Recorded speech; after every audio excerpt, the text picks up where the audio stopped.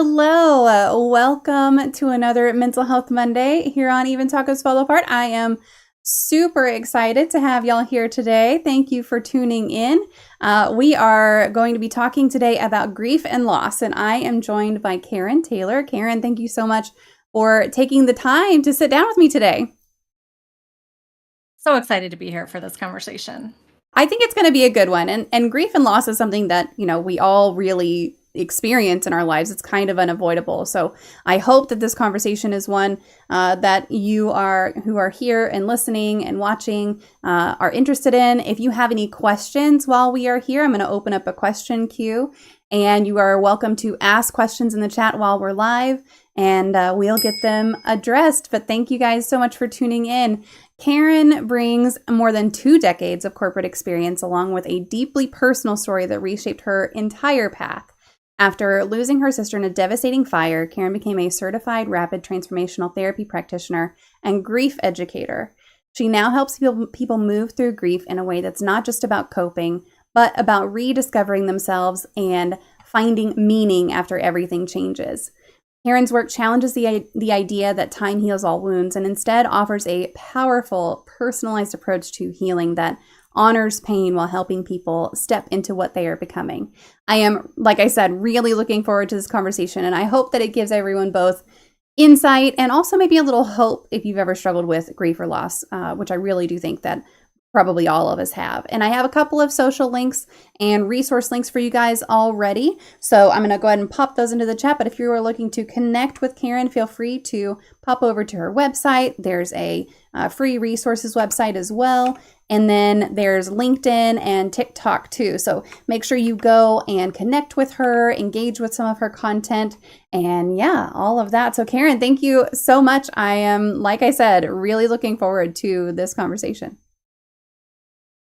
Me too. It's an important conversation, and I'm just so grateful that others are willing to welcome me into that. And there's people that want to lean into it as well. So grief excites me. I know that sounds kind of weird, but it is. I think there's a lot that we can do in this space and need to do in this space. Yeah. It is a little weird to say, like, I get really pumped up about talking about grief, because that's not something that most people would.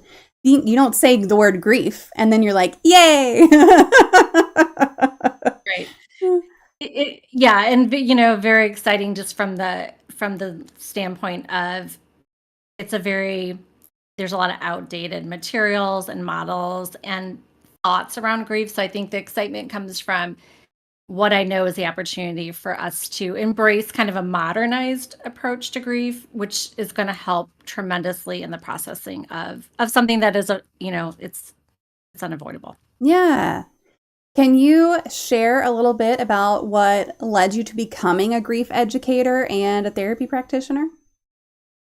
Absolutely. So you mentioned it in my my bio, but it was coming face to face with really the first significant loss in my life. I had lost grandparents, an aunt and uncle growing up, but in March of 2019, my whole world was flipped upside down when my sister passed away in a fire at her home.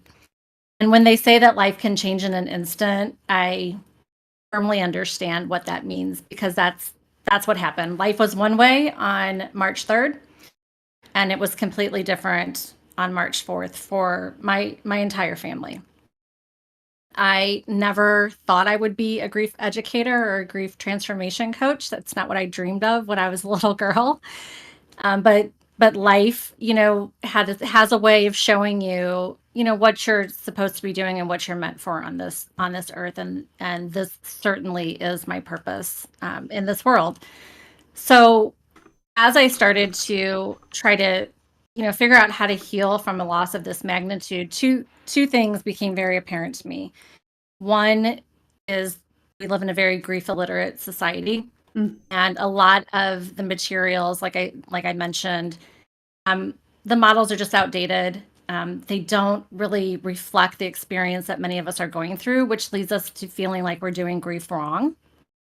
So I wanted to bring a more updated, modern approach to grief processing and healing.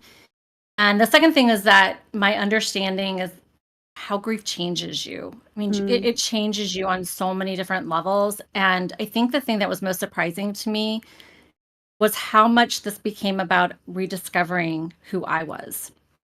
And so those were two pretty significant gaps. And so I created something to fill those gaps. Yeah. I know that it's difficult to think about like your life really can change just in an absolute instant, but it's very true. And if you've ever experienced something like that, first of all, I'm sorry because I know it sucks, but yeah, you know exactly what Karen's talking about. It's just one day is one way and the next day is different. And it's a whole other, it can change your entire life trajectory. I wouldn't be here doing what I'm doing if not for something that happened to me and it was a single incident. And it's one of those things that is just like, that's it. It's done. The way I was before is done, and now we're moving forward in a different way. So yeah, I get that. Quantum asked, when and where was the fire? If it's too difficult to talk about, don't worry about it. I was just curious, and also sorry for your loss. And you kind of answered that, like it was at her home. So do you want to talk about that a little bit more? If not, it's totally fine. Yeah, no, it was at her home. And we live in Illinois.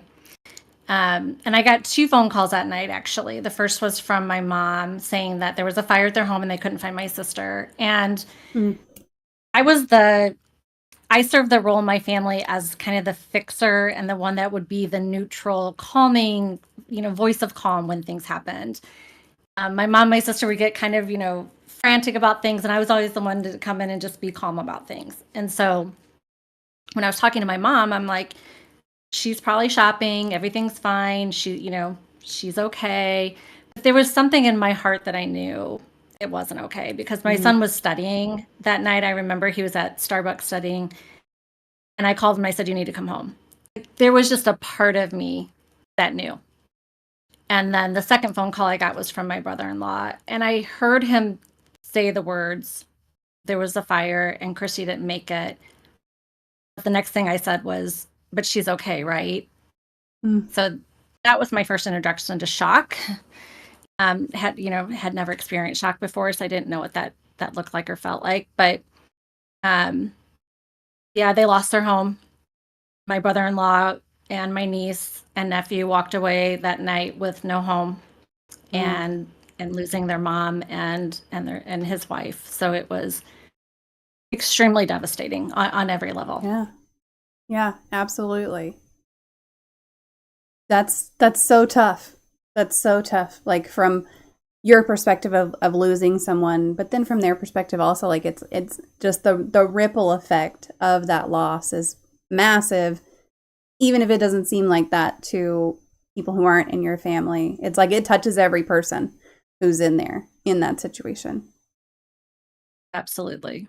Absolutely. Just as impactful as it was to me, seeing them walk away with nothing, was just to this day, I even say those words and it's hard to even say that. Yeah. Because like you said, the impact was so big. Hmm. It was almost hard, to even begin to comprehend how you move forward from that. Hmm. Yeah. So now, how do you balance your work and any hobbies and also taking care of your own well-being? I love this question because it's very timely because I've actually been putting a lot of work into this because I'm the kind of person when I'm passionate about something and I'm so passionate about this work, I can tend to go all in and kind of forget about the rest of Yeah. the world. And that's not always great. So something that I've recently started doing is I've made agreements with myself. And so those agreements are, what do you want your life to look like from a balance perspective? And, what are you willing to, let go in order to create that balance? So one of the agreements I have in place is I don't work on the weekends anymore. Mm. Weekends are the time for, my family and self-care. And there is a lot of self-care needed when you work in this space. It's very emotional work. So, taking a break from kind of the heaviness of it is really important. So no work on the weekends is one thing that I've started doing. The other thing that I've done is I've created a really solid morning routine and a night routine, because a lot of times, you have your whole day planned out and then one thing happens and everything goes out the window, right? Mm-hmm. But I found that it really grounds me when, everything can go kind of, haywire, but I know that I have a solid morning and nighttime routine that I'm very intentional about. And it just really helps me get the day started on the right foot and it ends on the right foot. So those are two things I've done, and they've really helped me create that balance and take care of myself in the process. Yeah. It can be really hard not to work on the weekends. I don't even own the company that I work for, and sometimes I catch myself being like, "Oh, I should really just log on and take care of that real quick." And it's easy for me to say, "No." that's no, that's okay. I'm not going to do that. I used to do it all the time though. I used to really really burn the candle at both ends. It's much easier now at this stage in my career to be like, "No, this is not life or death." And also, it's not my company. But when you work for yourself, I'm sure that's much harder. It's much harder, and I think a lot of people working from home, it's always here, right? I mean, if It's you're not tempting. even leaving your house to go, yeah, to Yeah. go to the office, it's kind of like, oh, well, I'll just jump on for, 10, 15 minutes. Hmm. Um, that's one of the things when I used to work at corporate, I was probably workaholic, to be honest. When things were not going great in my personal life, my go-to was always work. Hmm. 'Cause that's where I felt like I could be successful. There were times when I was turning the lights on at my company, the first one in the building, to get a jump start on the day. And when you go through, a significant loss, it really does change your priorities, and it really becomes very clear what is important. And that's one of the things that I learned from grief and loss is I'm no longer sacrificing time with my family just to give to my career. I love my career. I'm always going to be a hard worker. I had, a very strong work ethic installed in me from a very young age, but I will always put my family first. Yeah. And that's a lesson that I learned through loss. Yeah. It's very similarly. Whenever my grandfather went missing, it was one of those things that I just like. I was in the middle of what I would have said in my head was like a life or death work situation, and immediately I called my boss and I was just like, "It's yours, bye." Like, I'm out. Right. And fortunately, he was supportive. He was just like, "No, go. Absolutely, this is what matters." And that was very eye opening to me to just be like, "Oh, it doesn't fucking matter." Like, It really it doesn't doesn't. matter at the end Yeah. of right. Nope, not Things at will all. carry on. Everything Yes. will carry on. Yes. Yep. My work got completed. It got completed by others. It was fine. Even if it hadn't got completed, oh well. Like, that's okay. I was where I needed to be, and that was just fine. Yeah. Couple of comments Absolutely. from the chat that I want to make sure to read. Punk Rock Star says, "Sorry about your sister and her family. I could not imagine. How do you teach someone what you are going through? Sometimes I don't think people understand grief, and you can't show them how things are because you have to take care of it on your own." So when you say how do you teach, so like teach like your like friends and others. Yeah. So it's part of exactly what I help clients with is how do you come to the understanding of what you need in your grief. Mm. We haven't been great at advocating for our own needs with grief, and there's so many expectations from other people about how you should be processing your grief. So I get really clear with people, what do you need from your grief? And then I help them communicate that and put some boundaries around that and just express to people, this is what it is for me. I understand if you don't understand it, you don't have to understand it, but this is what I'm going through, and this is what I need from you in order to support me in the best way. Mm. Does that answer that question? Hopefully. Punk Rock, you're welcome to weigh in on that. But I think from my perspective, it can be really difficult when you're in that situation to sit down and think, okay, what do I need? What is it that would help me? I mean, it's difficult for me to do that on a daily basis. Hmm. Is to sit down and say, what do I need from others? How can I let others help me? Um, and so whenever you We have weren't something taught like a that, loss, right? yeah, yeah, We were taught to kind of put our needs to the side yep, in many cases. And so, now we're coming into this time. I feel like I always say, like, the first half of life feels like, we're living by everybody else's expectations. And the second half becomes about unraveling all that and really showing up as your true self. And there's just so much freedom in that, and really finding your voice and what's important to you. yeah, And I'll talk about this a little bit more later, but grief opened the door to understanding myself in a way that I never had before. yeah. And Punk Rock says, "Oh yes, that was great, thank you." So there. And then Music Geek says, "It's odd to say, but the stream is coming at the perfect time for me. Tomorrow's the anniversary of my dad's passing, and I'm preparing to not be okay. It was 5 years ago, and this year's a little harder than the last one. Thankfully, I have my normal appointment with my therapist the day after. So yeah, and I remember when that happened, and it was just such a blow to your whole family. Like y'all really weren't expecting it, and they've been in our community for a long time, and so it's like all these connections and everything. I remember when it happened. I can't believe it Mhm. was 5 years ago. I can't imagine how you're feeling right now either. So, yeah, And I love what you said about you're preparing not to be okay. And I think that's so smart because I don't know about you, but I always know when that date is coming hmm before I even look at the calendar, like clockwork.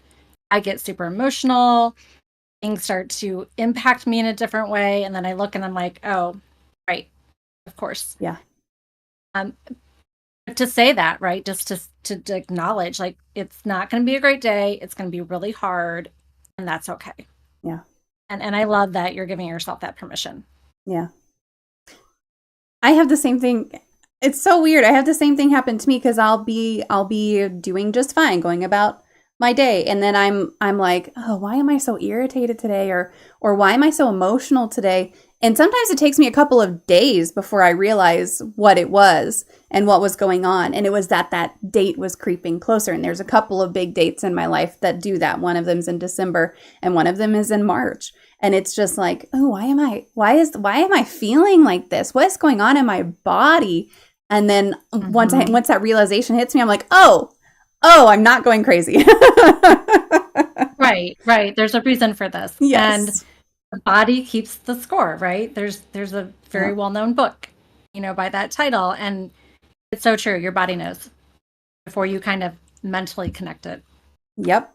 Yep. That book comes up so often, and I still have never read it, and I want to read it so bad, but I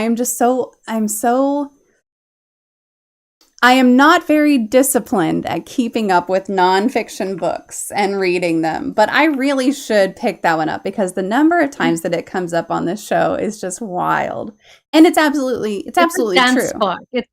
It's a hard. It is a bit of a hard Yeah. book, right? That's what I've Conceptually, heard. it's one of those books. Yeah, you kind of have to like put it down, pick it up, Yeah. and then maybe even like read it once through and then a second pass for Yeah. it to really like sink in. Maybe I just need to say, all right, I'm going to give myself the whole year to get through this book. I read books like they're candy. Like I read them. I'm constantly reading, but all nonfiction. See, I'm the opposite. I never read anything just for like play. It's always these like personal development books. So uh, we should make a pact that we'll kind of cross genres there. you know what? I am absolutely willing to do that with you. Absolutely. I set a goal this year is to read 12 audiobooks or listen to 12 audiobooks because I'm bad with audiobooks too. And maybe I could add like, okay, what month are we in? We're in. Maybe I could add like, okay, I want to read one nonfiction book also. I could commit to that. Do I you like that. have a true crime story that fascinates you? So many fascinate me.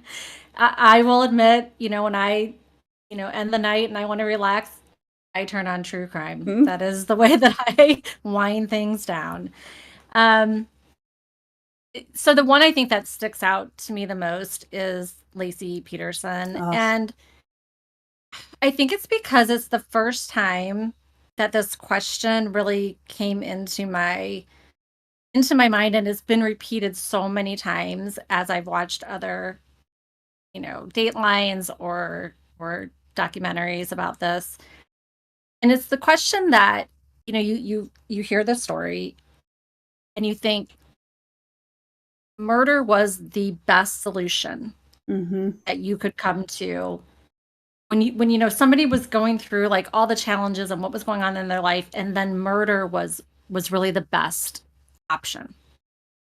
And that fascinates me. And it continues to fascinate me. And I yell at my TV all the time. And I'm like, there's so many other things that could happen. Why is that, what we choose? But I think it speaks volumes to our societal breakdown about how we handle conflict and disconnection. And I really think there's so much that we can learn from these true crime stories. And, many of these cases highlight people who clearly never learned how to process intense emotions, right? It's not something that most of us were taught.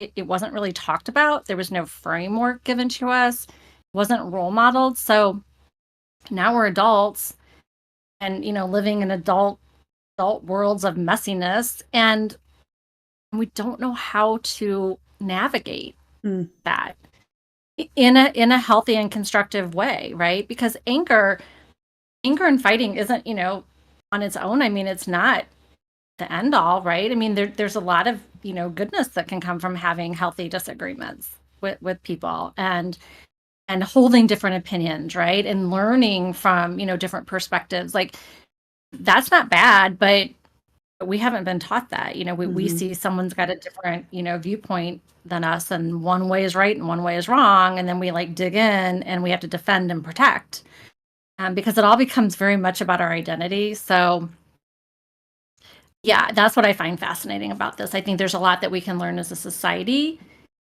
that we need to pay attention to and really start to help people process and work through difficult emotions in a healthier way. Yeah. Anything is more healthy than murder. Come on now.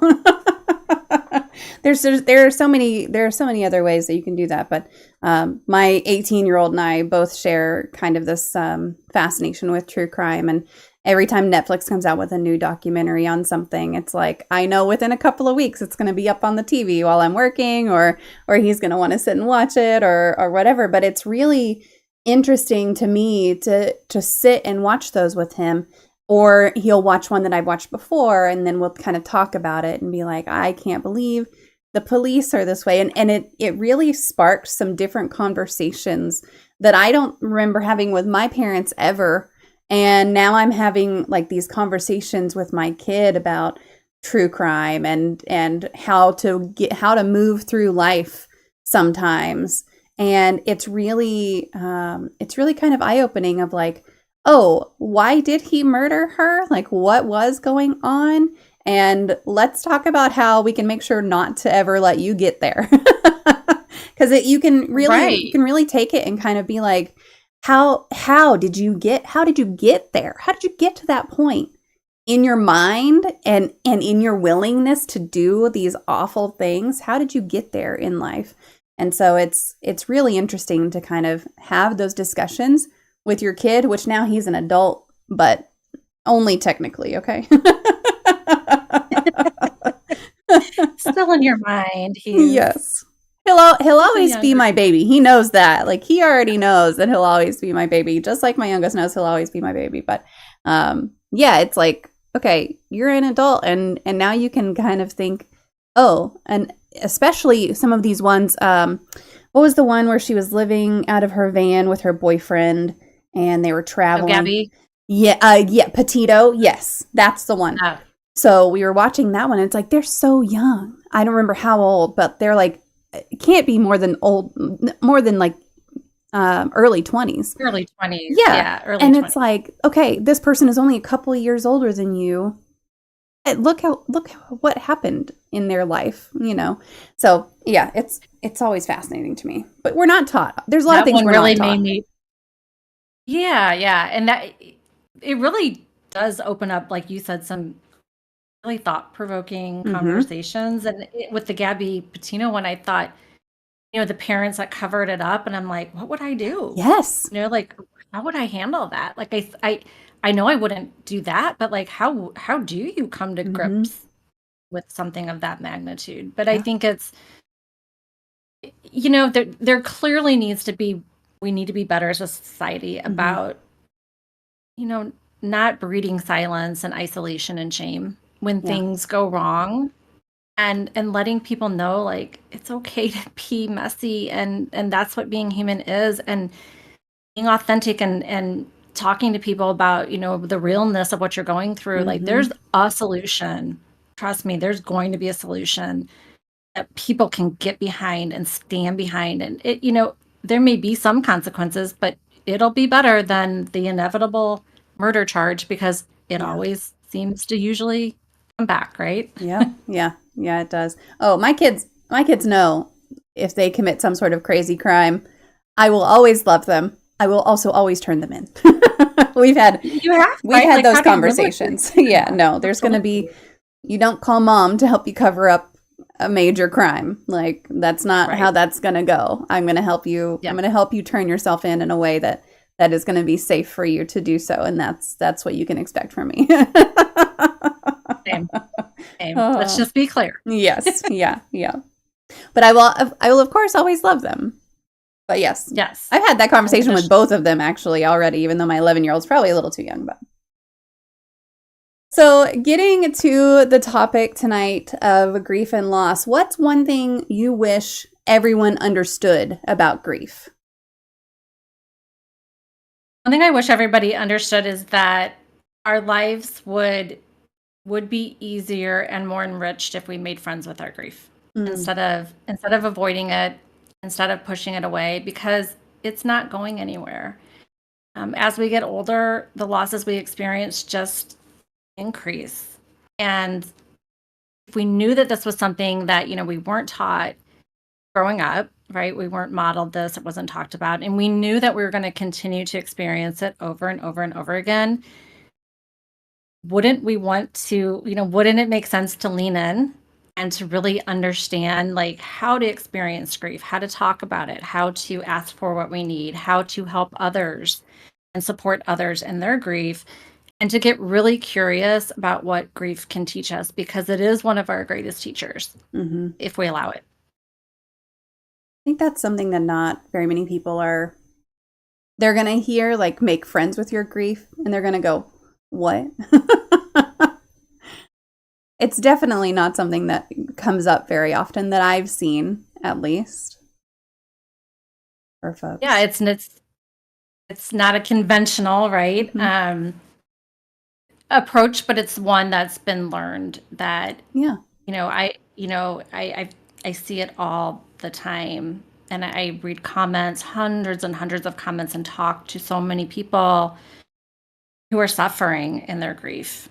And, my question is always the same. Are you, pushing it? Are you, you know, not wanting to look at it, not wanting to embrace what it can teach you, or are you leaning in and wanting to understand, you know and I remember having that conversation after my sister. I remember vividly saying, if you teach me what this is supposed to, bring into my life, and what I'm supposed to learn from this, and what I'm supposed to take from this, I will carry this message forward. Hmm. And that was the agreement that the universe and I made. And the universe upheld its end of the deal. It took me a little bit longer to get on board with this, that this is really, what I was going to do. But it really is something that isn't going away. And so if we know something's never going to go away, and it's going to be something we continue to experience, and this, that we're not just talking about losses related to death. I mean, there's losses all around us all the time. And so, you know, I would rather lean into that and understand, like, how do we get on the same page, if it's going to be something I'm going to continue to experience, I want to be on the right side of it, I guess, if that makes sense. Yeah. I want to dig into that a little bit. So you talked about losses being around us all the time. So grief definitely comes from things other than death. What kinds of grief are you talking about? Is that things like divorce or job loss or even just estrangement? Are there other things that grief can come from? Oh, yes. So many things. The way I frame this up is change equals loss and loss equals grief. Mm, So, we have so many changes in our life. And I also think it's helpful to kind of level set around some definitions because I was using grief and grieving interchangeably mm, my whole life, really. And they actually do mean different things, and the meanings actually matter. So, grief is the healthy response to loss. So, if we form an attachment to a person, a pet, a thing, and we lose that, we are going to have grief. And grief is the emotions that happen when we're carrying on. It's a random Tuesday. We hear a song on the radio, or we smell something, or a picture pops up. And it's just that wave of emotions that come up that remind us of how deeply we loved hmm that person, that pet, or that thing. Grief doesn't go away because as long as we hold that love and attachment, we're going to continue to have, the painful washes of emotion that come up, that ebb and flow. So that's grief. And grief is really for what we've lost. Grieving is that longer term process that we go through to really adapt to a life when everything around us has changed. And that's the part of the rediscovery of who am I now? That, somebody may say that I've lost my spouse or that, I'm no, my child has passed away or I've lost my parents. Like, who am I in this world? Because we're so role identified that it really throws us and we don't feel like ourselves because the role that we've always served has changed. And so you think about, loss, yes, divorce, a friendship ending, a career ending, the childhood that you never had, right? It can be even more abstract. If you had a traumatic event happen in your life, there's grief associated with that. Not all grief has trauma, but all trauma has grief. And we're not connecting those things, right? We're not giving ourselves permission to name things for what they really are. My nephew, whose mom passed away, he got married last year and his wife never got to meet my sister. And she has grief because of that. mm. Because she has, she's surrounded by people who knew her, who loved her, who had all these memories, and she feels very disadvantaged.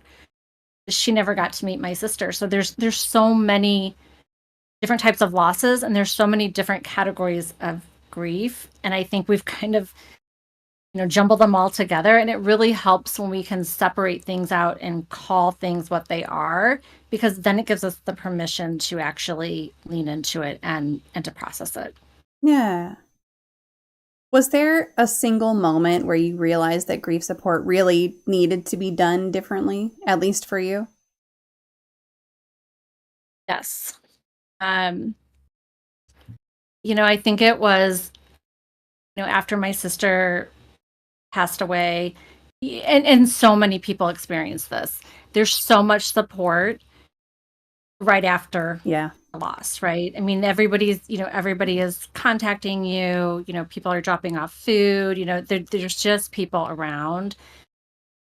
And then kind of around the, 2-month mark is when I feel like, life continues to go back to how it was and people go back to their lives. And that's really when your hardest times are starting to happen, right when the support kind of goes away. And so that's when I really realized that there's some big gaps here with grief that need to be addressed, and it's on both sides, right? Like we talked about, it's the griever needs to be able to, better understand and ask for what they need, and the people supporting need to understand that there's no perfect words that are going to to really make any real difference to somebody who's in grief, it's just being there. It's just showing up and letting that person know that you're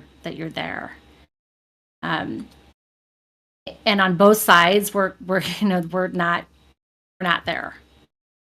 We're not there. And models, like I've talked about, the models that we've had, to lean into, the 5 stages of grief that most people are familiar with. That was never intended for grieving people. It was actually intended for people that were diagnosed with a terminal illness, which I think is really interesting. I did not know that. Yeah, I didn't either. It's still very indicative of, things that you will probably experience with grief. But certainly there was this understanding that you go through these 5 stages in this order and then you're done, right? You're all good. And that's just absolutely not at all what grief feels like to people going through it. So, just closing the gaps on the support, closing the gaps on how we talk about it, and really upgrading the whole experience to something that's more reflective of what we're experiencing is what I was noticing. Yeah. What does that mean in practice? How have you been able to reimagine loss support? Yeah, so I think it's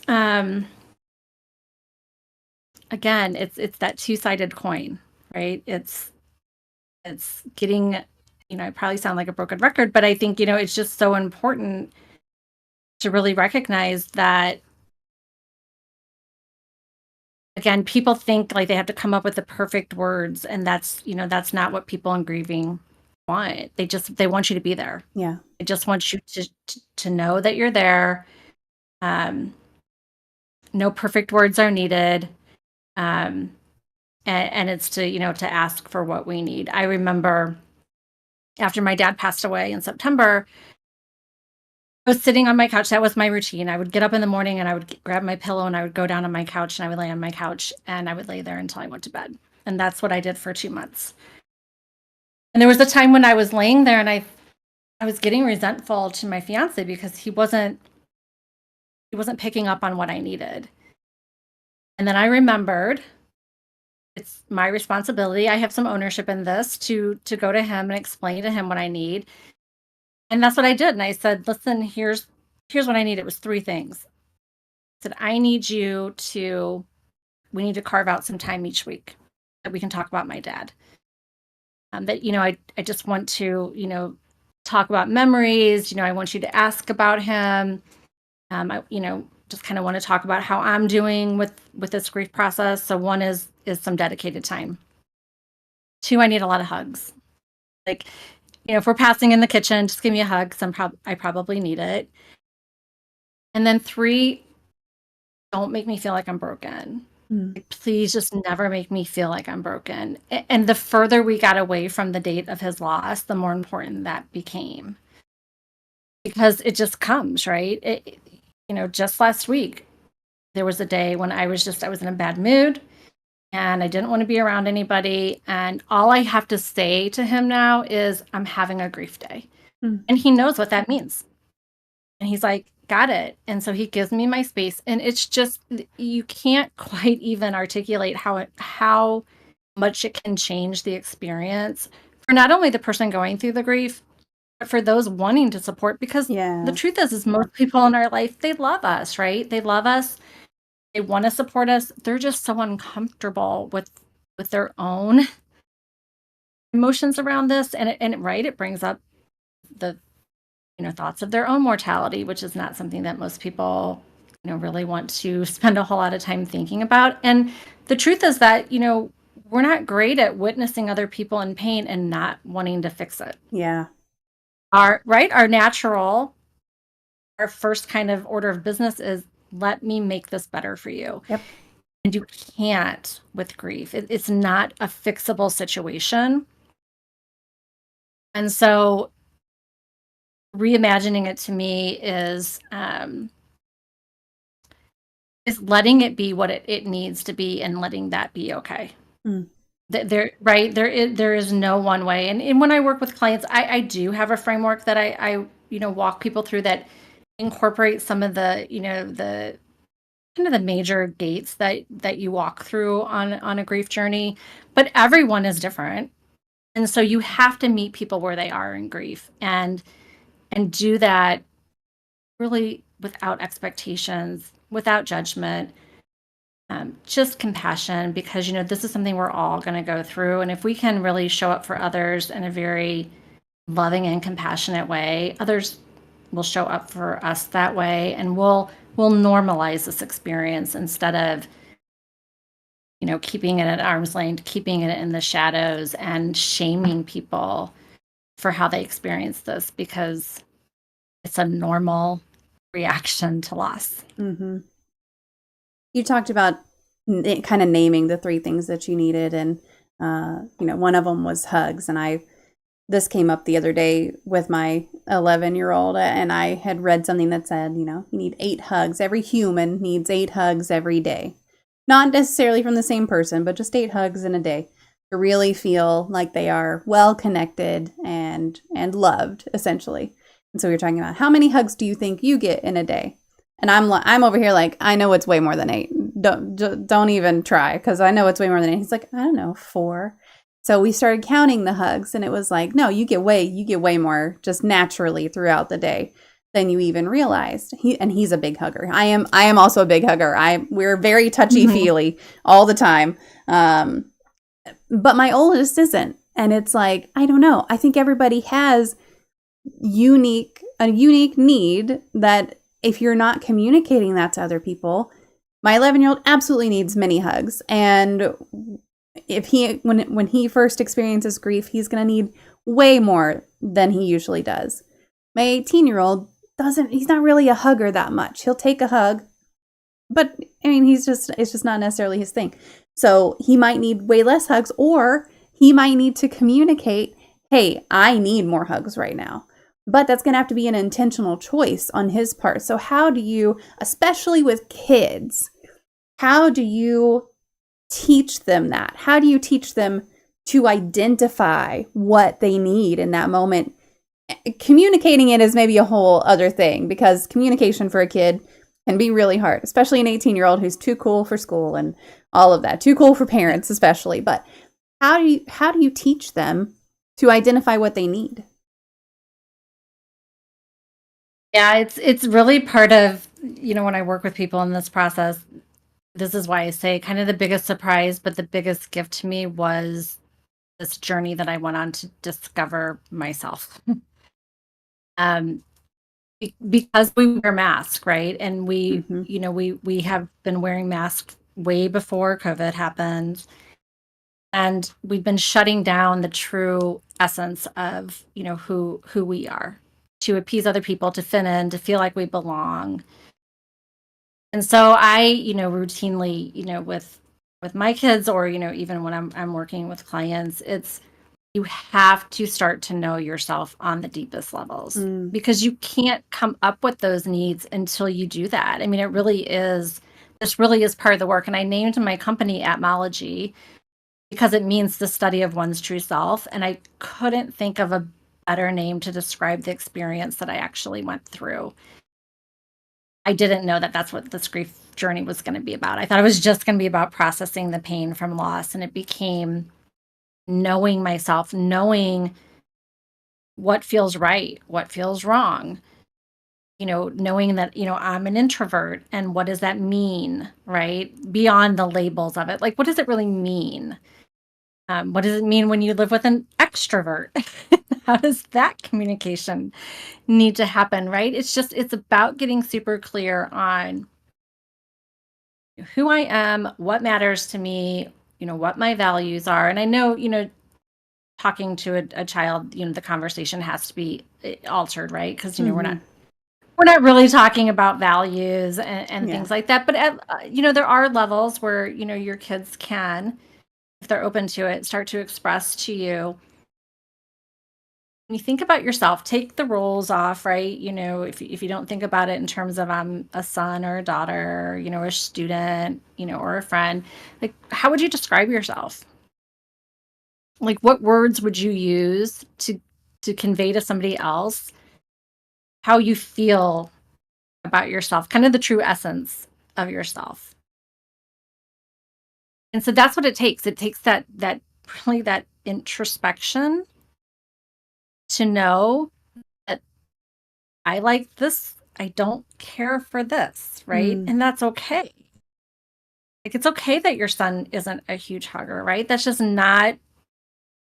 not his thing. And we have to be okay to, like, give ourselves permission to just be the truest, authentic version of ourselves, even if it may make someone else uncomfortable or someone else may not like that or understand it. And that's all Mhm. okay, because that's the beauty of, all of us being unique. Is that we aren't all showing up as one carbon copy of another, that we are these, really unique expressions. And there's so much to learn from each other and about that uniqueness if we allow ourselves to speak it and to be on the receiving end, to listen to it and to take that in. Yeah. Yeah, it definitely, if your child is not the same as you, and I'm talking mostly about the physical touch level here, because it's quite different. It's quite different between the two. So I know that I can't say, whenever I've experienced grief before, here's what's helped me. I have to be like, here's what's helped me. Do you think that would help you whenever this comes up? Or is there something different? Do you not want that whenever this comes up? Do you want something completely different? But I think I work in architecture, engineering, construction, and we call it blank page. You can't just hand someone a blank page. You got to hand them something that's wrong. And that way they can just say, like, oh no, that's not right. Here's what's right. And so sometimes I feel like, at least with my kids, I have to be like, this is what I've done. That doesn't mean it's going to be right for you. Do you think that's going to work? And, I think in some instances they might not know until it comes up for them. And it can be really hard to be like, oh, we did this and you didn't like it. It's hard as a parent to be like, that's on me, because it's really not. It's really on, like, okay, we're trying to figure things out together and that didn't work for you, and that's okay. We can just move on to the next thing. But yeah, it can be really difficult to explore that with your kids when you're in the middle of something like grief and loss. Yeah, that's such a good example. And I think a lot of times if I do share with my kids, like, this is how I'm doing it, that's automatically going to be to them Yeah. not Yes. the right way. Yes. So like That's that true approach, too. use that. Ew, mom But I likes remember, that. yeah, if you like it, then I'm going the opposite. Yeah, that's interesting. It was when my sister died, my daughter was um young, she was much younger at the time, and she really couldn't handle anyone talking about it. Mm. Um, if anyone talked about it, she would become very upset, and she would get mad and say, we were, at my mom's, and she called her Nana, and she's like, Nana was talking about Christy, and I just don't understand why she has to keep bringing it up. Mm. And this was a month after, right? And so, I think it's the first time that you really have that opportunity to start to talk about, everyone's going to process this differently. Like, Yeah. it is going to be a different experience for everybody, but none of it's wrong. Mm-hmm. And for her, it was just a very uncomfortable, thing that she didn't want to look at, because if she looked at it, then it made it real, right? There was avoidance happening, and that's not, for a younger child who doesn't know how to, deal with these complex emotions, like, that's not unexpected, right? Mm-hmm. So it's sharing, as adults, we've had a lot more losses in our life, so we've come to understand what we need, Yeah. and how we need to process it. And so for some people, it's going to be talking about that person a lot because that's what they need. And for other people, it's going to be not talking about it. And it doesn't have to be one way. And so I think that's the first kind of conversation is, let's really talk about how individualized this experience is, because every relationship is individualized, right? Even siblings that, grow up in the same household, they have different relationships with their parents. So there's just no one size fits all with this. Yeah, very true. Why do you think the traditional time heals mindset is so limiting when it comes to grief? I think it sets you up to be disappointed and frustrated. Mm, There is certainly a time in very early grief, which I call the free fall, when you just learned about this loss and you that's what you feel like, you're in a free fall where there's nothing else to do but let some time pass. mm, That's absolutely, I feel like, a time when it's like, yes, let time just kind of go, and eventually you're going to start to feel yourself coming out of that free fall. You're going to start to feel like you'll know that day when you're like, okay, I can breathe a little bit easier. I feel like maybe taking a shower and getting dressed and leaving the house today, right? Those are all steps that you're coming out of free fall, and then you're really just landing right into the early grief. And I don't really talk about stages or time frames because it is so different, but yeah. there's markers that we go by when we're working with grief and loss that can be helpful. Um, but I think where it becomes more problematic is in the grieving process, because time alone is not going to change anything at that point. It is what you do with your time. It is what you learn. It is what you discover about yourself. It is, how you adapt to living in a world that, has significantly changed. That's going to make the difference. It's not just time. The time is going to pass, but it's whether you choose to engage with the time and to learn about yourself and to learn about this process and to learn what you need. That's going to make a difference, and that's going to determine how you experience this going forward. Yeah. Yeah.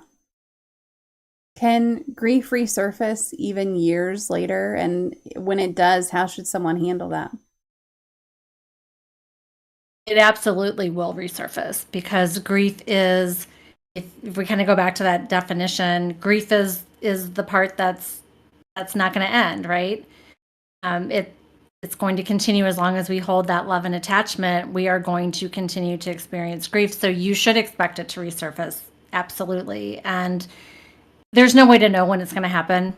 I mean, we can again, these anniversaries or birthdays or holidays, we can anticipate some of that happening, but it's the randomness of it that you can't. I was driving in my car recently, and I was thinking about my daughter's birthday, and we had a trip to Chicago planned, and it was just going to be so fun, and my favorite song was on the radio, and I was just happy. I was just kind of like in my car doing my car jam thing that I do, and literally within the next second I was bawling Mm, because I thought about my niece and nephew, and I thought about how sad it is that they don't get to experience that with their mom. And that's what grief is like. One minute you're fine and you're happy, and the next minute it just comes over you. And I would say when that happens, the best thing you can do is just allow it to be exactly hmm what it is. Again, if it comes up and it takes you out and you need a day on the couch just to veg or to cry, let that happen, because what we run from pursues us, but what we face transforms us. And so, you know, it is there to help, but we can't push it, right? We do need to embrace it and just let it be what it is. And to know it's normal. I think that's probably one of the hardest parts about grief, is that there has been this misconception that there's an end point with it, that there's a getting over it. And I think that's really messed us up, because people are like, when is that going to happen?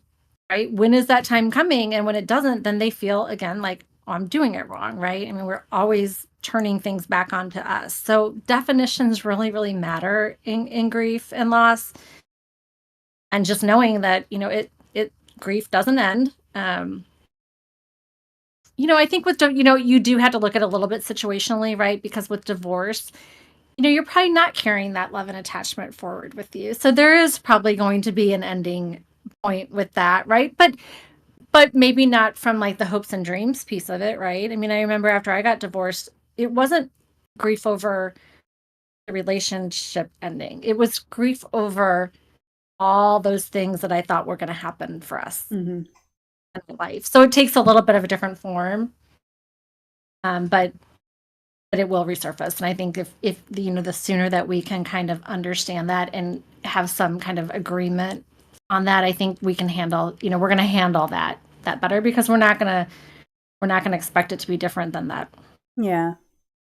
It's interesting that you brought that up about divorce, because I was thinking, just like, I did grieve a little bit whenever I got divorced, just because I had life plans and they weren't going to go how I thought they were going to go. I was not grieving the person.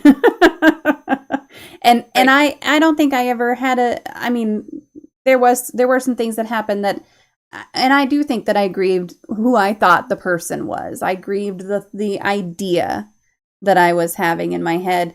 I think a lot of the things that come up for me now, I wouldn't call grief, but maybe regret a little bit. And maybe it feels like a little bit of dwelling on things sometimes, of just like, for me, mostly like, why the hell didn't I leave sooner? But that's a whole other thing. But like, do you think that grief and regret sometimes cross wires a little bit? It's such a huge part of what you go through.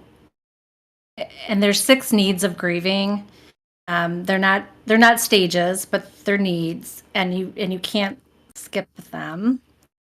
And so they are having your grief witnessed, expressing your feelings and your emotions, releasing the guilt and the shame, and that's where the regret comes into play. I always forget this one.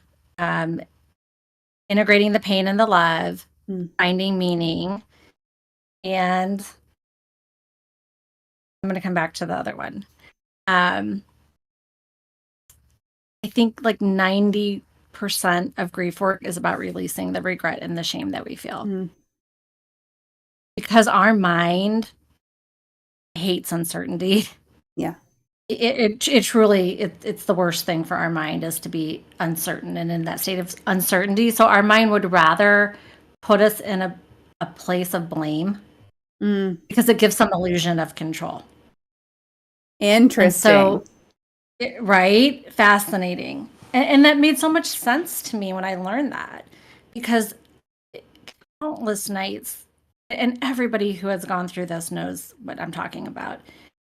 The would-haves, the should-haves, the could-haves that just ruminate in your mind over and over and over again, because there's always, at the end of that, if only, is always some version of they'd still be here. And we know that can't be, right? We know that can't be. And so we work a lot on that. We work a lot on that with, I work a lot on that with clients, is, we have to release the guilt and the shame and the regret, but we can learn from it. And I think that's the important piece of it, right? There's so much that I learned about my relationship with my sister that has helped me to be a better friend, that's helped me to be a better partner, because I released the shame of it, but I learned from it, which I think is super important. And like I said, it is our best teacher if we allow it. But it's a huge need that has to be addressed, and I would arguably say the most important one when we're doing this work. Yeah, and it's hard. It's really hard to let go of it sometimes, to learn from it and kind of put it in a box on a shelf for a while. It's tough. I mean, and it comes up, at least for me, it still comes up, and it's many years later, and it's like, maybe one day I won't feel so much guilt and shame, but right now it still comes up, and that's a bummer. But I deal with it in my own ways, and it's okay. But I know that's got to come up for a lot of people. So many people. And I think the other thing that I do with people is I do something called just the facts, because there's the facts of what happened, and then there's the story that we associate Mm-hmm. with it. And when you can really peel that back and kind of separate those two things, the facts are the facts, right? And I felt this very much when my mom had to go into hospice, and I was the only person to make that decision, right? And my Mm. sister was gone, so it all came onto my shoulders, and I remember it was agonizing. Agonizing. To have to be the one to say, "We're ready for this." Yeah. And she was only in hospice for a couple of weeks before she passed away, and I had so much guilt. If we would have done this, if I would have done that. And then I had to stop myself and I had to strip that apart, right? And I had to say, the facts are my mom had Alzheimer's and my mom was dying. Yeah. And that's the truth of it. Could I have sent her to the hospital and done tests and put her through a whole lot of other things? I could have. That is a path. She was still going to die. Yeah.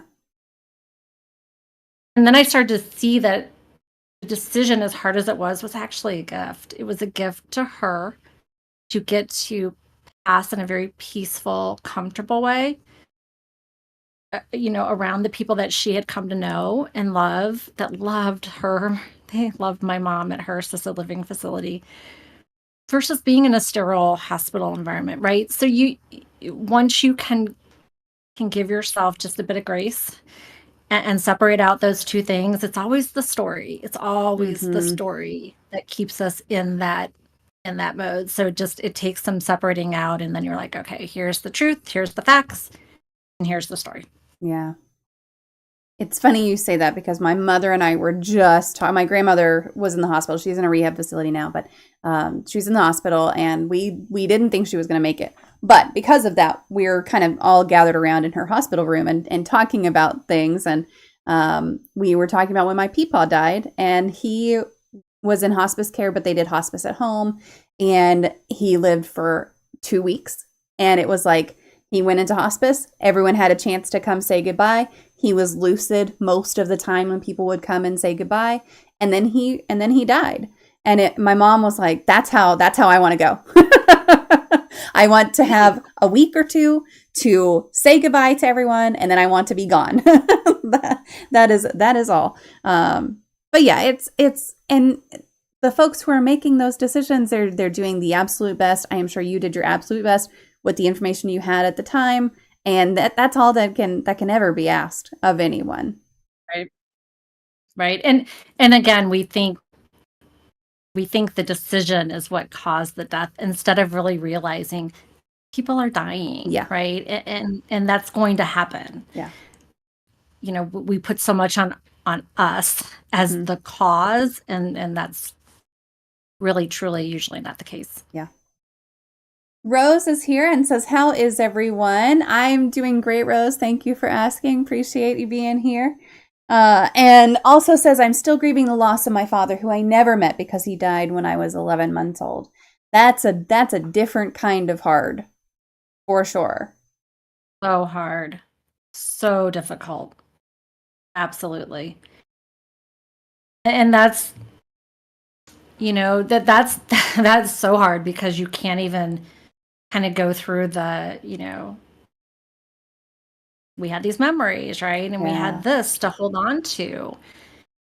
It's yeah, that's a pain that I haven't experienced. I can't say I know what you're experiencing, but I can say that that's another level of pain that um and just missed opportunities, right? I Yeah. mean, they're just all those missed opportunities that you didn't get, and I'm so sorry. I'm so sorry that that was your experience, and know how difficult and valid what you're feeling is. Yeah. I know we've danced around this a little bit, but grief often comes with buried or repressed emotions. So, what are some signs that someone might be holding on to unprocessed grief? Yeah, there's a lot. Prolonged numbness or feeling detached, Mm. I think, is a big indicator, right? When you hear people say, I feel like I'm just going through the motions of life. That's a trigger that, you're disassociating, Mm. right? From life and from the pain of it for sure.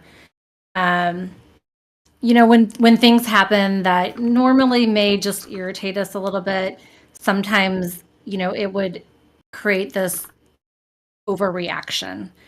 Um, that you might not expect that type of thing to create. So that's another indication that there may be something deeper that hasn't been addressed. Avoidance for sure. Mm. Avoidance, talking about it, or just anything that reminds you of the person or how they passed away. Just avoiding things altogether, I think, is a big indicator. Certainly, unhealthy coping mechanisms are a big clue, right? We turn to a lot of different things when we're trying to avoid feeling hard and difficult emotions. And that's a big indicator when you see that people have turned to, drinking or drugs or shopping or, there's so many that we utilize. Um, so it's, we have so much unattended grief. I mean, thousands of people are walking around with unattended grief because, again, we weren't taught this. And so if you think about how many losses you've experienced in your life that you haven't even named as grief is one, right? I do something with clients called the loss inventory, where I have them go back and in chronological order, as early as they can remember, start to name the losses. And it's Ooh. such an eye-opening experience. I mean, everybody that goes through this is like, whoa, Yeah. like I did not even think that thing was a loss that had grief associated with it. So that's kind of a really important step, is we have to name what these things are. And actually, one of my free resources on my Stand store has a guide to help you start to think about these, think about unattended grief and what that might look like for you. But I utilize hypnosis in my coaching, which is, I love hypnosis. It's a really cool way to go back and start to revisit some of these things. Mm. It takes you back because we have to bypass our conscious thinking brain, which is, kind of always the one with, all the thoughts. And we have to get in touch with our subconscious mind, because our subconscious mind holds all the answers for us.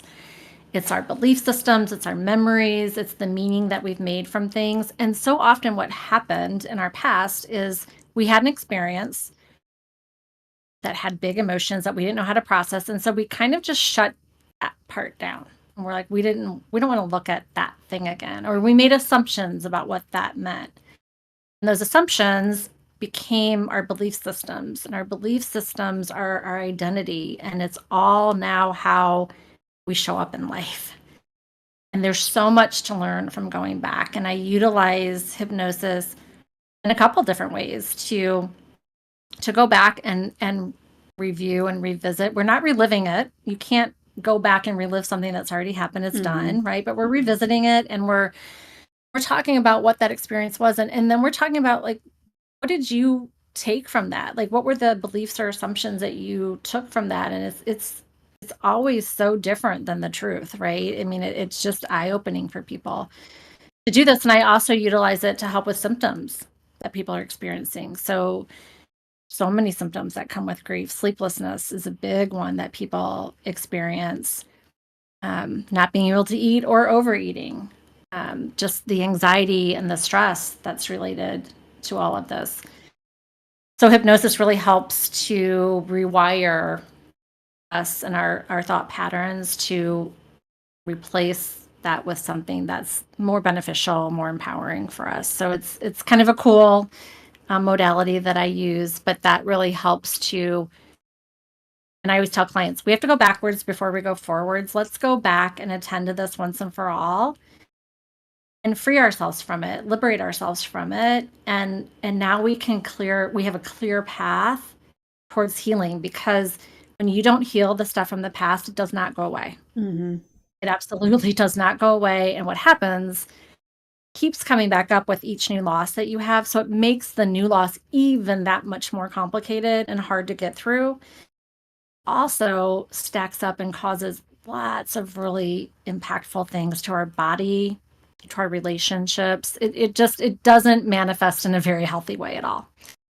And so every time I get the opportunity, that's the first place I start is let's go back and let's attend to, what we haven't attended to, the old wounds, the old grief. And let's just finally do that, right? And now we can set ourselves up for real healing to take place. Are there any tools or strategies for someone who maybe is very fresh in their grief or maybe like fresh on the heels of a loss to help them start to feel more grounded, especially if they're feeling like they're lost or floating at that moment? Yeah, I don't, I call that again that free fall grief. Yeah. I don't usually recommend a whole lot because I recently read a book called Your Grieving Brain, and it blew my mind when I learned what our brain is actually doing and why you're so exhausted and tired. When you really understand and learn what your brain is going through, it makes so much sense. But a couple things that I do recommend for people is when you feel that rush of emotions come up, start to just name things, right? Like name what you can see, what you can feel, what you can hear, what you can touch, what you can taste. Super important to get into that, mode of I'm here, right here, and I can see all these things, I can taste these, like I'm safe. Like I'm safe and I'm able to kind of bring myself back into my body when that happens, right? When you can start to identify with your senses and name them is very helpful to kind of ground yourself back in the moment. And then the other thing is just go out and really do grounding. Just go walk on grass. I know it sounds so simple, but it truly has a very grounding effect. I mean, it's, your body is touching the earth and there's real principles to that.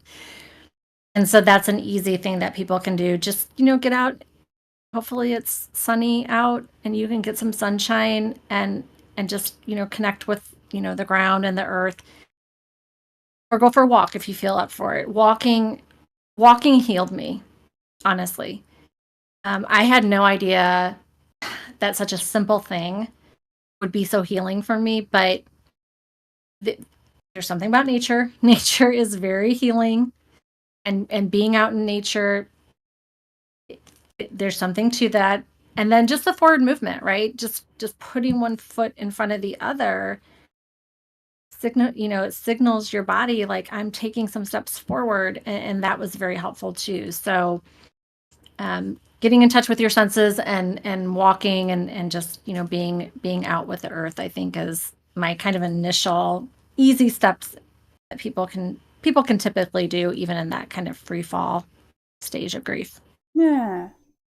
I did an interview with one of the directors at Calm a while back, and his phrase was, "My left foot is here and my right foot is now." And it was just very, especially if you're going for a walk and you can incorporate that into your just kind of like that little mantra of I'm trying to ground, my left foot is here, my right foot is now, all of those kinds of things, and just saying like I'm here, and here are some real things that I can connect with. It really does make a huge difference. And I like what you said about the forward movement too, because even just that connecting with the fact that you are putting one foot in front of another, literally putting one foot physically in front of the other and moving yourself forward. I think that you can connect that a little bit mentally as well and say like, I am able to move forward. 100%. 100%. I think sometimes the simplest, most effective things are free and simple, right? Like, I mean, sometimes we overcomplicate it and we think it has to be this like grand thing or, something, outside of ourselves. The truth is that most of the things that we need are within us if we learn how to connect to them and open our mind that we are as powerful as we are. Which is pretty cool, right? I mean, and when you think about that, like, we can heal ourselves, like, we really can. And we don't always have to go and get the help from somebody, but there are times when that's absolutely the right step, right? So, I don't work with everybody. There's absolutely people that come to me and they're like, I need your help. And I'm like, what you need right now is to just be. Right. You don't need me talking about the future, or, what things should look like, or, how how you're going to rediscover yourself. Like, that's all things that can happen down the road. But right now, you just need to be. You just need to allow what's happening in your body and your brain and just rest. Just give yourself grace. Allow this, magnitude of what's happened to you to just settle in, and there's nothing for you to do other than just be. Which sucks sometimes because, like you said earlier, we just want to fix things, whether that's in ourselves or in other people. We just want to fix things. I mean, hardwired to fix, right? Yeah. I mean, that is, I only dated people that I could fix.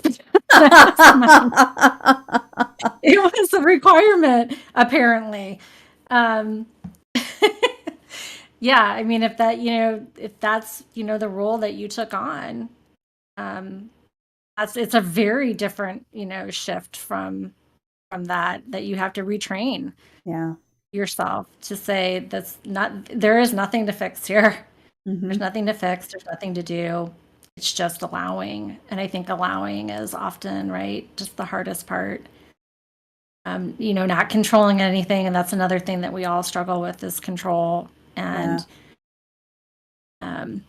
so there's a lot of learning that has to happen. And again, that's kind of where I say it's all about rediscovering yourself, because there's so much to that. Yeah. Yeah. We're not dating fixer-uppers anymore, right? That's not where we are. Oh, no. No. We have closed the door on that. We have healed that wound. Same. And yay. It's so lovely to show up, and it's like, oh, you have it together and I don't need to save you. It's different. I can just focus on, it's so different. It's wildly different. And also takes some getting used to, right? Because I mean, when we first got that, I'm like, oh, I'll sabotage this. Don't you worry. Yeah. And then he was like, I know what you're doing. Like, I know what you're doing. So I'm not them. So let's just stop this so we can just enjoy each other. And I'm like, oh, okay. Oh.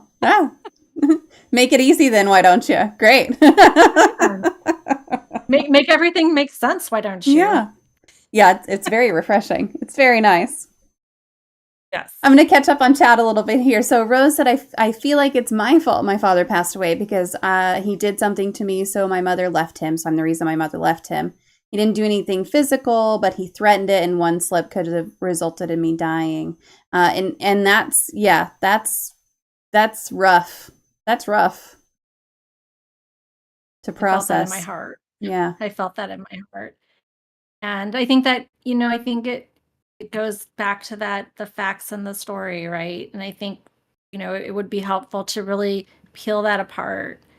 And the facts is that he was not being a good person. He was not treating you and your mom the way that he should have.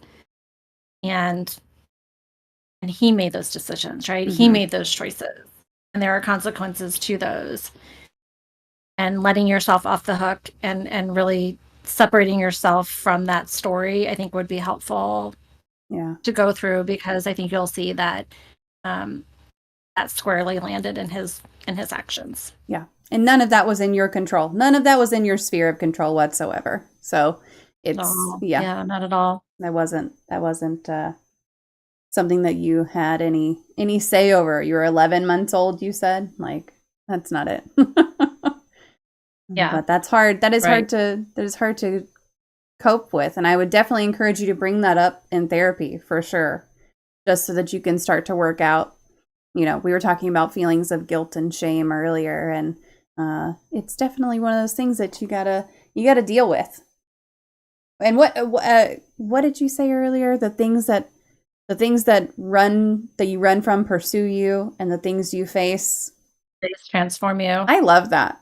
I love that so much. Mhm. Yeah, I think about that often when I want to just avoid something. I'm like, I can run from this, but it's still going to be there, and it's Hmm. going to be even more than it was. But if I face it, it's going to change me, and it has always changed me for the better, always. Yeah. Yeah. Oh, Rose said I was 8 months when my mother left him and he passed when I was 11 months. So even younger, even less. Not that an 11-month-old can control literally anything in life, but yeah, even less.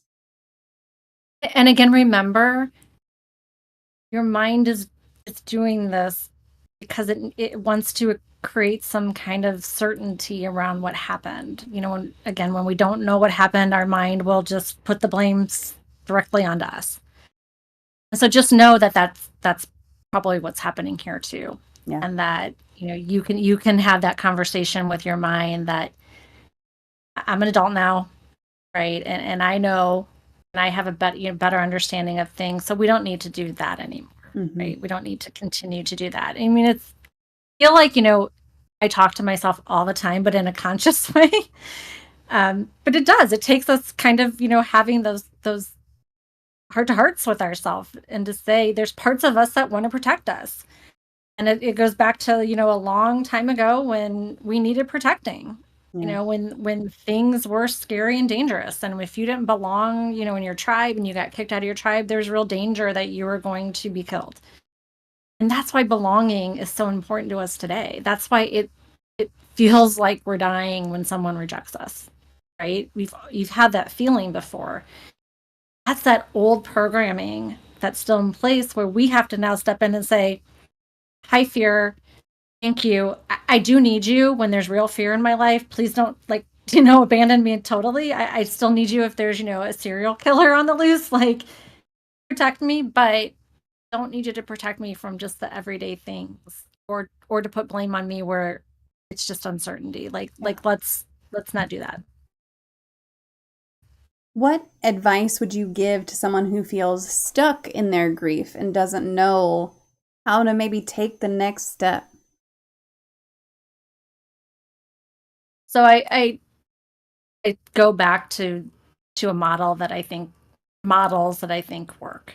Um, the first is kind of releasing the 5 stages, and that there's a certain way you go through it, and that grief is linear, and really leaning into those 6 needs. And so again, and I remembered that last one now, so I'll kind of run through those again. But having your pain witnessed, so you need for other people to see you in your pain and to show up for you in your pain, and not try to fix it, but just to witness that pain. That's very important. Kind of rule one with this step one: expressing your emotions and getting really in tune with what you're feeling, and not just the surface level stuff. And I have this feelings wheel. I don't know if you guys have seen this or use it, but it's really helpful because we keep things very surface level with our emotions, right? It's like sadness, anger, happiness. I mean, there's just a few emotions that we usually Hmm. equate to most of our experiences. But when you drill down, there's a lot of emotions and feelings that we're having. And if you can name it, it's very helpful to be able to process what you're actually feeling, right? Like, oh, it's not um, fear, it's embarrassment that I'm actually feeling. And those are very different, right? But it's just a more nuanced feeling from that top level emotion. So I love the feelings wheel. I think it's very beneficial to be able to name and express what you're feeling. Releasing that guilt and shame, being free of old wounds is the one I couldn't remember. Again, we talked about that. Super important. Integrating the pain and the love, and that's where you can carry both, because that's what it takes to move forward. We're never saying we're getting over it, we're leaving it behind. That's not the approach. The approach is, how do we hold the love and the memories and carry it forward with us Hmm. as we build a life that feels meaningful and fulfilling again, because that's all possible. but it's not an either or. It's an and. And then finding meaning, and it's never finding meaning in the death or the loss. It's finding meaning in the experience that you went through, right? It's like when you're reaching, you set a goal and you're trying to reach the goal. I mean, how many times have you gotten to that goal and it just doesn't feel as like, you're like, I thought it would feel different. I thought it would feel better than it does, because it's not the thing that gives us all the reward. It's the journey that we go through in trying to achieve that thing. And that's the same thing with finding meaning. There will be meaning for you to find if you're open to it, and it can be some of the most life-changing moments, really. I mean, I wouldn't have found my purpose in this world if it weren't for what happened, and I would give it all back in 1 minute, 1 second. I would give it back in 1 second if she could be here again. And everybody feels that way, right? Yeah. But we can't. And so because I can't, wouldn't I rather be in this position where I have found my purpose and I am able to use what was the most devastating thing in my life to help other people and to give people a survival guide that, I had to figure out and was really hard, and it took a long time and it cost me a ton of money to try to figure that out. And now I can show up and I can say, meeting you where you are, this isn't a one size fits all, but these are things that are going to be very helpful for you to visit and to move through as you process this. Having a coach, I do think, having somebody else, I think, is very helpful, because we all have blind spots, and, it's just, it's hard to see the picture when we're in the frame, right? And so somebody else coming in can really, again, somebody who's been through it, lived experience, has the education behind them, the training, is aware of kind of some of these updated models is very helpful. And then the other thing I would say is you need to give yourself breaks from the grief. I leverage the dual model for grief, where it talks about being in the grief and actively processing the grief. And then it talks about taking a break from that and re-engaging with life. And it is avoidance, but it's intentional avoidance, because we need, right? You can't be in the grief all the time. You can't be in the sadness all the time. And you shouldn't just be in the not dealing with it side of it either, right? So it is a balance, and it is an oscillation between the two. So I think, those two models is really what I've based my coaching on. And I think that they really, they really do help you move forward in a very healthy way. Yeah. Well, I didn't realize I had done something super right then, because one of the things that after my papa went missing, we would all go out there every day, and we would all get together, and we were doing all these searches and working with all these law enforcement folks and like all of these different things. And it was all family doing it, and been very close family friends and everything. And then at the end of the day, I would go home and I would talk to my sister while we played some games. And it was like, okay, we're doing all of this stuff. And I honestly wasn't processing any grief at that time. Like it took me a long time to even start processing grief, because at that time I wasn't facing that it was a loss. And it took a really long time to get there. But one of the things that really did help me was to like focus on everything I could do during the day and at the moment that I was needed and at the moment that there was something to do. And then whenever I got a chance after the kids went to bed, hop on with my sister and play some games. And we would still talk about it sometimes, because we were going through the same thing.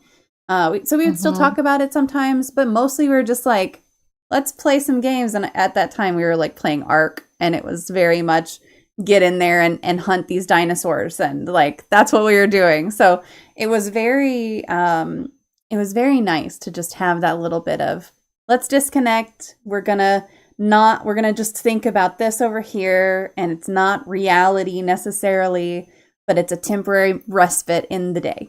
And it was so helpful. Yeah. So helpful. Yeah. And thank you for just so eloquently explaining how that actually works, right, in real life. And it really is. I mean, you have to give yourself a break. Yeah. We're just not designed to be in that heaviness all the time. Yeah. And as long as it's intentional and it's not just us avoiding it, just and never looking at it, I think it's a very healthy way Yeah. to process that.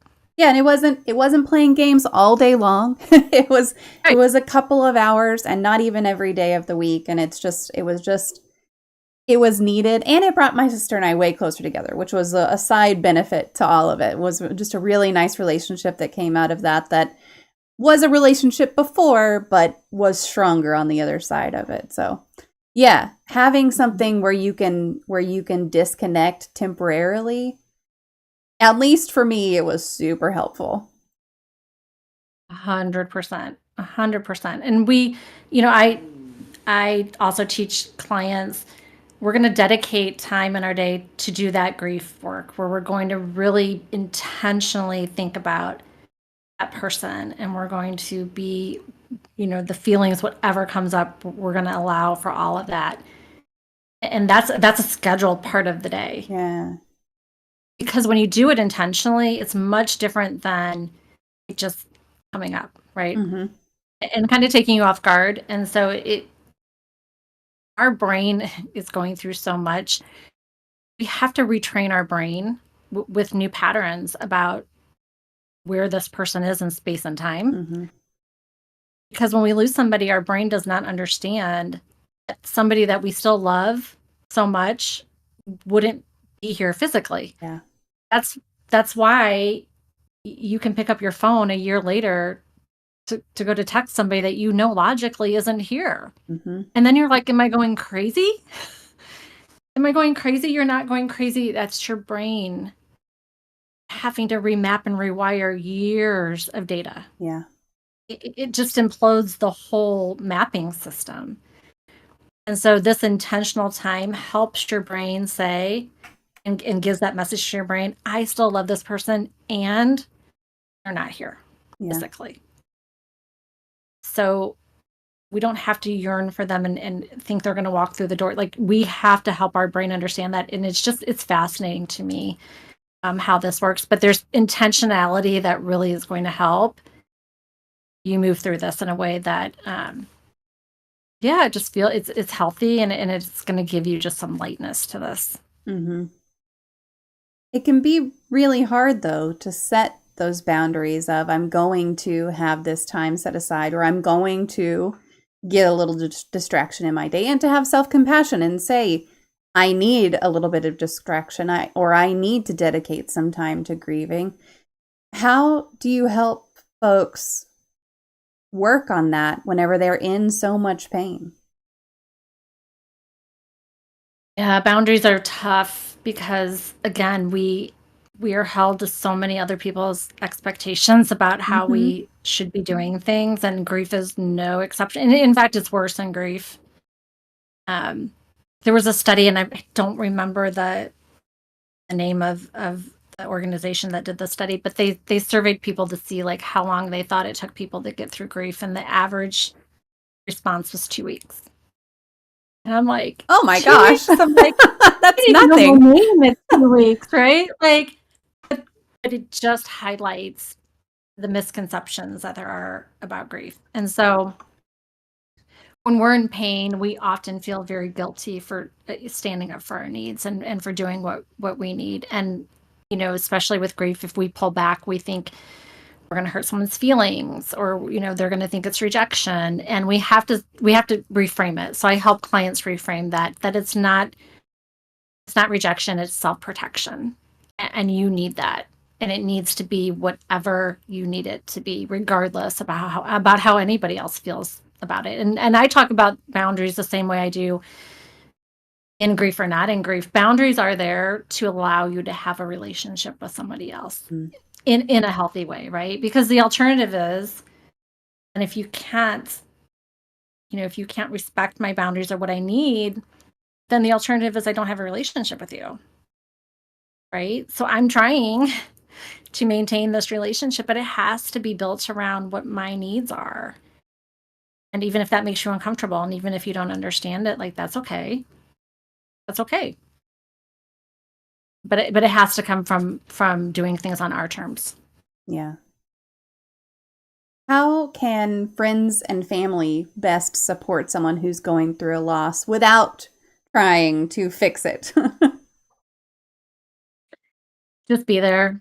Mm. Presence is such a true gift, and hmm, continue to talk about them. I think that's the other comment I hear, and people tell me all the time is we're so afraid that the world's going to forget about the person that meant so much to us, or the pet that meant so much to us. Like, the world does go on, and that is going to happen, right? And when no one expects the world to stop, even though your world has absolutely stopped.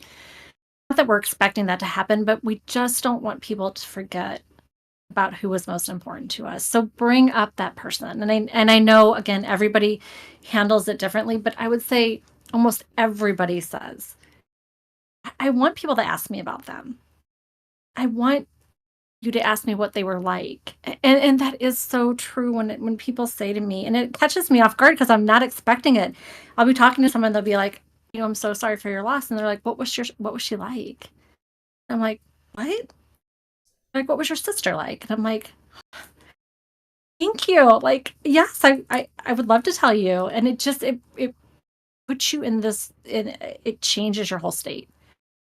When you know that not only did this person matter to me, but they mattered enough to somebody else, they want to know about her. And someone Mm. who didn't know her, that's powerful. Or share, if you did know the person, share the stories and the memories that you had of them. That is, with my dad, when my dad passed away, I met so many. My dad was a huge golfer. I met so many of his golfing buddies, and I love hearing about the antics that my dad was, the ringleader of on the golf course, because that's who he was. And when I hear other people describe him and talk about the shenanigans, I'm like, yep. I'm like, that was him. And so it's just being there and then engaging with the other person and bringing them up and talking about them and just keeping their memory alive, because that's what's most important to us. Yeah. What does it mean to reclaim your identity after a major loss, and what does that process look like? Gosh, that's such a big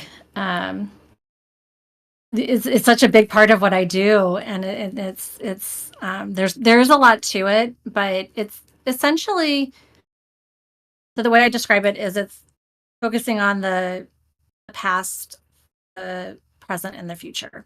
So we talked about going back, right, to the past and revisiting and, meeting that need of being free from old wounds and, repressed grief. And so that's kind of the first part of it, because then we clear ourselves to kind of focus um on the, the second piece of it, which is the present. And um there's, just so much suffering that we experience with grief, about the other person and our pet, and it's so much about how they made us feel. So the grieving process, I said grief is really about what we lost, and grieving is about understanding what that person gave to us, how they made us feel, right? Because, as a sister, I lost my sister. So, I mean, that was a huge shift for me and a loss of identity. It's like, if I don't, I don't have a sister anymore, that's how I've identified my whole life. So who am I? That's where you start to get, you start to hear those conversations, but I don't know who I am anymore. Like, I don't Mm. recognize myself, because the way that we've identified our whole life is just shaken up. So the present part of the work that we do and reclaiming our identity is about understanding what that person, pet, or thing gave to us, what they meant to us, what they fulfilled for us, and how we can fulfill that in other ways. It's not about replacing, but almost always something or someone comes into your life, or you yourself start to fulfill what that person gave to you. So I don't have a sister in this life, but I have so many relationships that give me the sense of sisterhood, right? They give me the essence of what sisterhood is, but they're not blood related. You really have to start to look at things differently. When my dog passed away, I'm the silliest version of myself with my pets. And I don't know if anybody else can relate to this or if I'm the only one, but I am the way I talk to them, I'm a total goofball around my pets. And when my dog died, I felt like that part of me went with my dog. And Mm. I'm like, you know what? I can still be silly and goofy and fun. It just, I need to find somebody else that brings that out of me because it's just not really my natural way of being. And my fiance brings that out in me. He's kind of a big kid, right? And that's one of the things that really drew me to him is he's just always like having fun. And I'm like, "Oh, we can be like this all the time?" Like we don't have to give ourselves permission to just like be silly and have fun. Like that's what I was missing. It's a huge part of it. And then kind of the last vertical of it is the future. And that's where we're really getting clear about what do we want, right? What do we want in this world? What are our values? What's important to us? What matters to us? Because especially when we're in relationships, everything gets very enmeshed and entangled into a we. And we often do lose parts of ourselves. And it's not that that's necessarily bad. It's just kind of what happens when we're in relationship with other people. And so now it may be the first time in a really long time that we've had the opportunity to just say, who am I? What matters to me? What do I want? And that can be very liberating.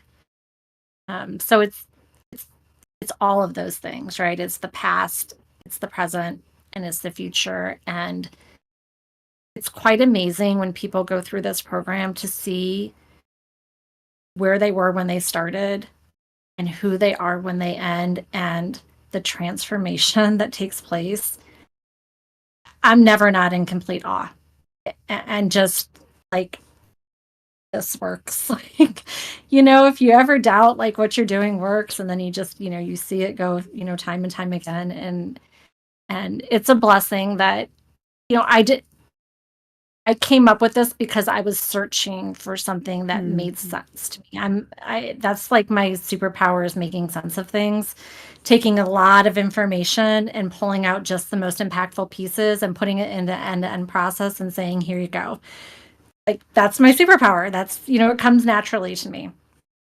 Um, and it's just a real gift that I can hand that to somebody and say, I know how disorienting this is. I know that you're looking in the mirror and you're not recognizing yourself. You don't feel like yourself. And when we try to go back to who we were, that's when we get stuck. And so to give somebody a roadmap to say, you know, it's going to be work. This is going to be work, right? But it's going to be work where you're going to emerge on the other side of this a different person and one that is never free from the pain of it. Again, that's never the goal of this. You're always going to carry that with you, but one where you can hold the pain and you can have a really rewarding and fulfilling life. That is absolutely possible. And I think it's what, grief is supposed to teach us. I think death is for the living. I think it's to say to you, for me, this is how I experienced it. Here's your opportunity. I have brought you to your knees. I've cracked you wide open. And I'm going to rebuild you into something different. And the different was so much better than the person that I was before. And that's the truth of it. That is the truth of it. And I am so grateful that I found these processes and this transformation that I can now show up as the most authentic version of myself who loves myself for the first time. That's what came out of this. Is I discovered that I love myself. All of me, the good, bad, and the ugly, all of it. I would never have gotten to that place had I not experienced the traumatic grief that took me down. It's a long journey to that, generally. It's absolutely a process. Like, it doesn't happen overnight, and it can be a, 2 steps forward, 3 steps back type of thing often, but to have some kind of roadmap to follow is so helpful, than just trying to kind of piece it all together and figure out like what works and what doesn't work. I think that was, the hardest part for me is just, there was a lot of trial and error involved. Yeah. Yeah. It's neat that you've kind of taken it and been like, no, I'm going to help people not have to do all that. Yeah, because I mean, life is, that's what this teaches you. Life is so unpredictable, and I want people to get back to living, just the most beautiful life that, everybody is capable of but deserves. I mean, that's like my whole heart, is just to help people and to get them to a place where, they can still hold that love that they had, and they can still have a life that is lovely and wonderful and meaningful, because we don't know how much time we have, and I want everybody to spend as much time here living that way as possible. Yeah.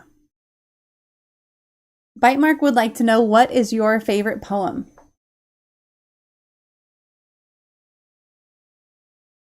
I don't remember if is it and Then I Rise by Maya Angelou. Oh, that's a good one. Still I Rise, yeah. I think.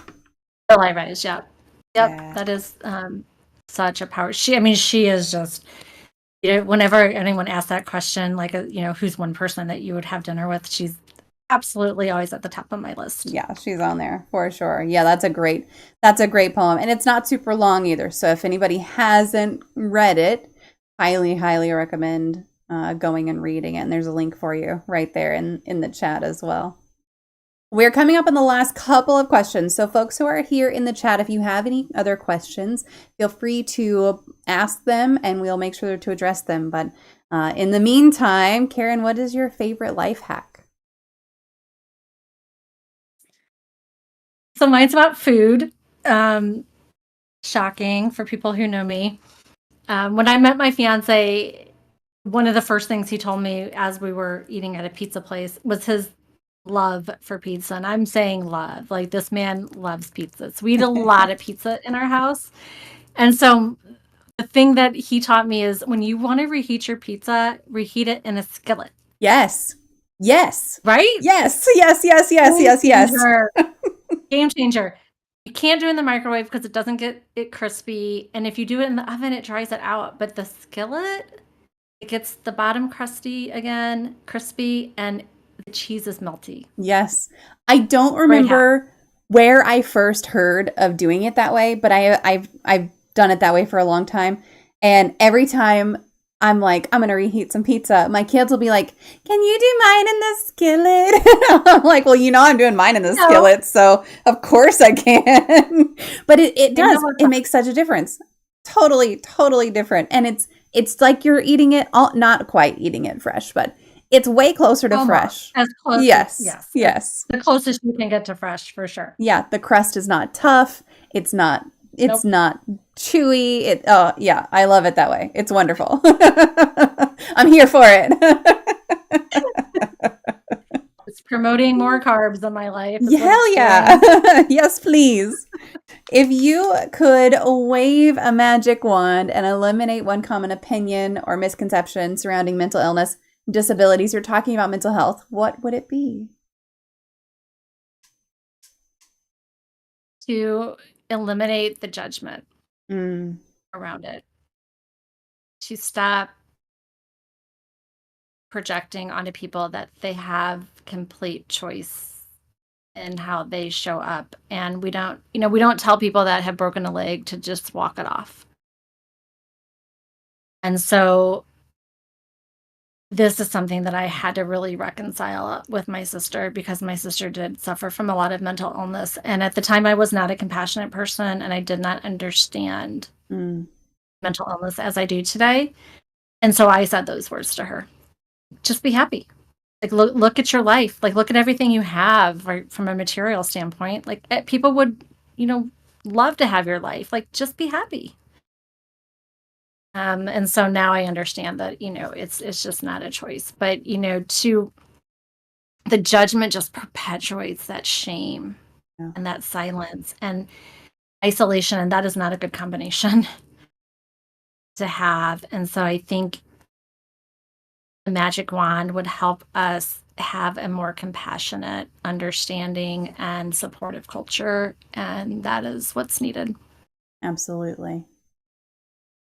Well, I don't see any other questions in the chat. So what I'm going to do is post your links one more time. So if anyone is looking to connect with Karen, feel free to click through on any of these. There's some free resources for you, a grief reality checklist, hypnosis recording for integrating grief and loss, unattended grief guide, and more. And then LinkedIn, TikTok. And what I always say is that engagement is really the key here. So if you do go through to LinkedIn, TikTok, or anything like that, make sure that you leave a comment, leave a like, go through a couple of posts. That's what really helps all those algorithms and discoverability. And with that, Karen, I will just turn it over to you to share anything, any resources that didn't get mentioned, or anything else you want to talk about.